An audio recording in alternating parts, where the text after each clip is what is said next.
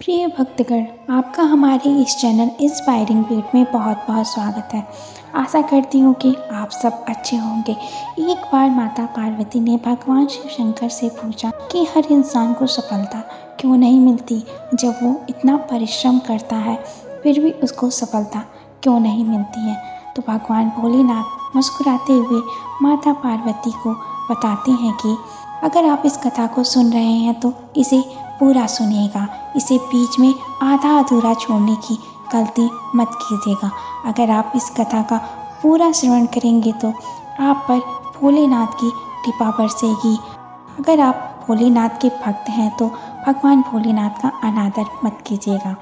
भगवान शिव ने माता पार्वती से कहा कि जीवन के कल्याण हेतु आज मैं आपको एक कथा सुनाने जा रहा हूँ।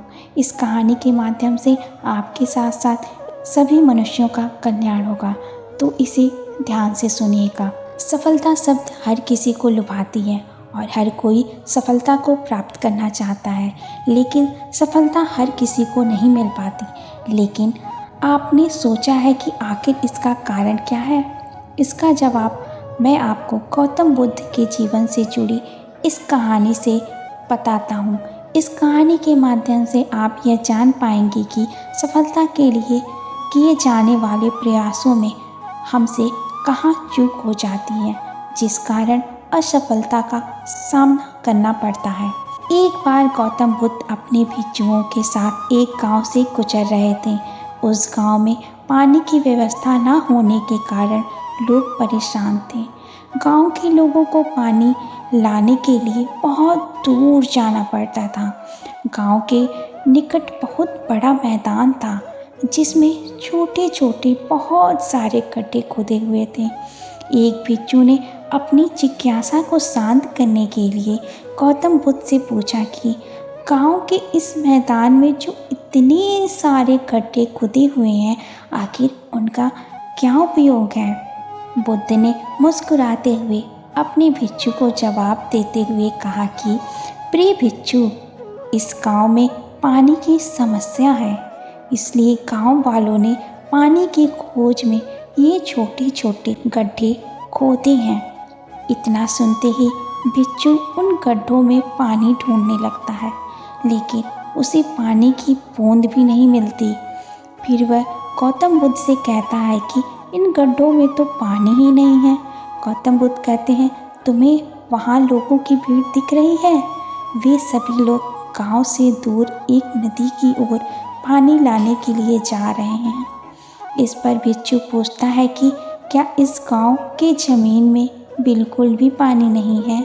गौतम बुद्ध कहते हैं, पानी तो है, लेकिन गांव में ऐसा कोई नहीं है जो पानी को ढूंढ सके।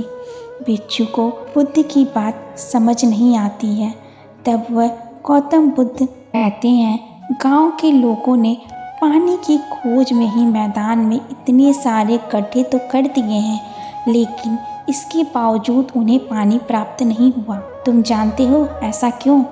इसका कारण यह है कि समस्या के समाधान के लिए सही जगह परिश्रम नहीं की गई। यदि गांव के लोग अलग अलग कई गड्ढे करने के बजाय सही दिशा में केवल एक गड्ढा ही करते, जो कि 100 गड्ढों के बराबर होता, तो उन्हें अवश्य ही पानी मिल जाता। लेकिन इन गांव वालों ने अलग अलग गड्ढा खोद के गलत जगह प्रयास किया। इस कहानी से हमें ये सीख मिली कि मनुष्य का मन भी ठीक इसी तरह से 100 दिशाओं में भागता है। यदि मन को एक दिशा में केंद्रित कर काम किया जाए तो लक्ष्य तक अवश्य ही पहुंचा जा सकता है और सफलता भी प्राप्त की जा सकती है। असफलता का कारण मन का चारों ओर भटकना ही है। अगर ये मन एक जगह एकाग्र होकर एक काम में संलग्न रहेगा तो वहाँ आपको सफलता अवश्य मिलेगी। ठीक उसी प्रकार अगर ये सारे गाँववासी एक जगह गड्ढा खोदते तो वहाँ उनको पानी मिलता, लेकिन उन्होंने ऐसा नहीं किया। उन्होंने कई जगहों पर गड्ढे खोदे, जिसका परिणाम ये हुआ कि कहीं भी पानी नहीं मिला। अगर आप भी अपने जीवन में सफलता प्राप्त करना चाहते हैं तो अपने लक्ष्य का निर्धारण कीजिए और एक जगह पर ही ध्यान केंद्रित रखिए और वहीं सफलता प्राप्त करने का प्रयास करते रहिए। सफलता आपको भले देर से मिलेगी, लेकिन आपको सफलता अवश्य मिलेगी। अगर आप एक जगह केंद्रित होकर अपने लक्ष्य को प्राप्त करेंगे तो वो ज़रूर मिलेगी, लेकिन अगर आप कई जगह लक्ष्य को ढूंढते फिरेंगे तो आपको कहीं भी किसी भी क्षेत्र में कोई सफलता नहीं मिलेगी। इसलिए अपना ध्यान केंद्रित कीजिए और अपने लक्ष्य का निर्धारण कीजिए और सही दिशा में सही मार्ग पर चलिए। तो इस वीडियो में बस इतना ही। आशा करती हूँ आपको हमारी इस वीडियो से बहुत कुछ सीखने को मिला होगा।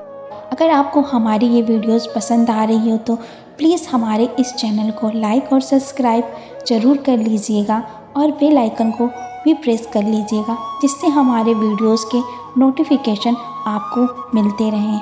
और हमारी वीडियोस को ज़्यादा से ज़्यादा शेयर भी कीजिएगा। तो इस वीडियो में बस इतना ही। मिलते हैं एक नए वीडियो के साथ, नए प्रेरणा के साथ, नए ऊर्जा के साथ। तब तक के लिए आप अपना ध्यान रखिएगा और प्रेम से कहते रहिएगा, हर हर महादेव की।